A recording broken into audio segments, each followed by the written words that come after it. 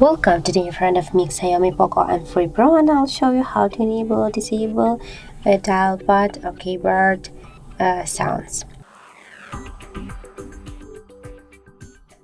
So now, as can you hear, I have no sounds when I'm just touch my dial pad. And now we'll go to the settings and scroll down to the sounds and vibration section. I just will go a little bit down more and go to the additional settings, and here we got the dial pad tones switcher, tap once on the switcher to activate the keyboard sounds, and now we'll just go back, and as can you see, we just activated this option.